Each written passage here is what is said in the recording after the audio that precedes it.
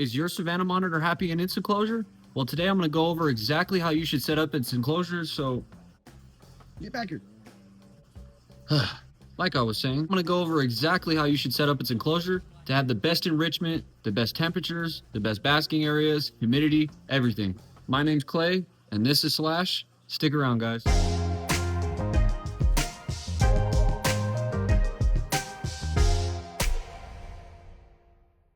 I like to make sure that I keep things budget friendly. All of this cost me only about 60 bucks, and I'm gonna turn it into any baby Savannah monitor's dream enclosure. Just watch. So we're gonna get started on making a basking platform for our water dish and for our humid hide.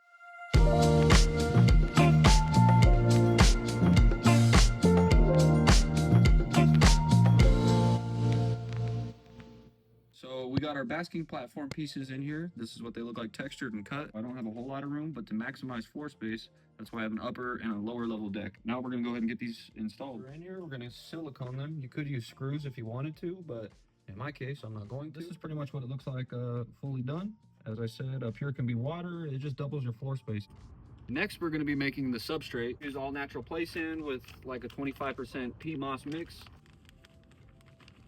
Right there.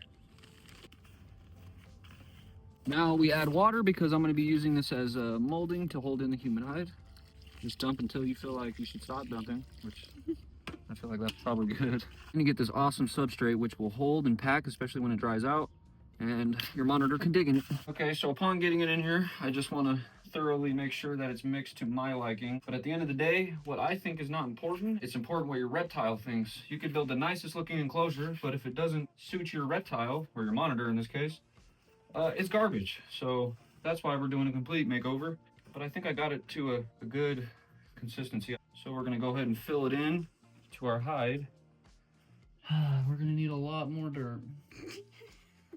Seriously, it's like it did nothing. So this is essentially your humid hide. We got the peat moss and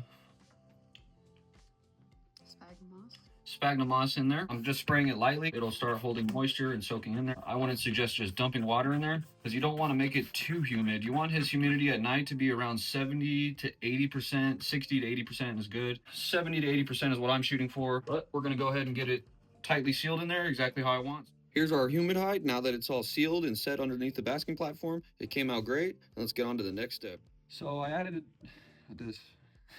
I decided to add a little ramp right here for him to get up to his water because the ramp will help it make him get up to his water easier. Savannah monitors love to dig, and I can't express enough how many enclosures I see where they get this wrong. Offering only 1 to 2 inches is not right. You should offer burrows. This is 8 inches deep here with the humid hide here and then areas for him to dig completely under if he wants. Adding things like this are huge enrichment into their lives. You could take a reptile and put it in a tub and give it food and water, and it's going to live, but it's not going to live a full life. If you'd like to see your animal's true character and behavior, giving it the most naturalistic area you can is what you need to do. So all of this plannery that you're seeing here, greenery, shrubbery, cool looking stuff that we're going to put in the enclosure, was picked up from the dollar store. All of this here probably cost $6. So little things like this will make this look so much better.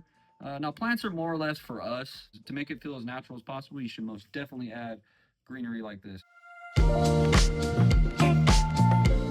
So the idea I went behind is this side of the enclosure gets to about 135 degrees, and that is extremely hot. So I try to keep greenery or my plants, because they're fake, away from that because they could get caught on fire or something like that. But I also like to do the vibe of desert and tropical. And that's kind of the environment that these guys come from. So in the wild, in case you guys don't know, fun fact, actually where they bask, most of the times they have burrows and they hide. These burrows like to get pretty moist, and so they'll run up and bask, and then they'll run down and get the temperature they need. That's kind of how they balance and keep their humidity and everything in the wild, in case you were wondering how they do that. Moving on to the lighting I use. This is a ZoomEd T5 10.0 high output linear. It covers almost half the tank. I'm running a 12% UVB bulb in there. These guys need lots and high UVB. I use a ceramic heat emitter bulb. This is what I use at night. This is going to make sure that the enclosure does not drop below 75 to 85 degrees. They're all set on thermostats and timers, so they turn on. They're on a 12-hour shift, 12 on, 12 off. This gives them a most naturalistic environment like you would have in the wild. I run a 150 watt basking bulb and I keep it over the basking surface. And this is really all you need. If you really wanted to, you could add much more brighter lights in there and they're just going to love it even more. But he's just a baby, and this is what I'm running for now. Are you ready to see your new home? Yeah.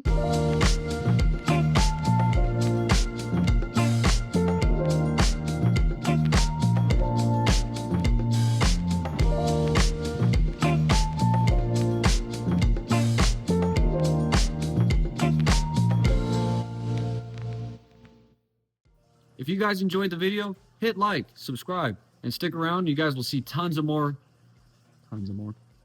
content just like this. Isn't that right, buddy? Thank you for watching, guys.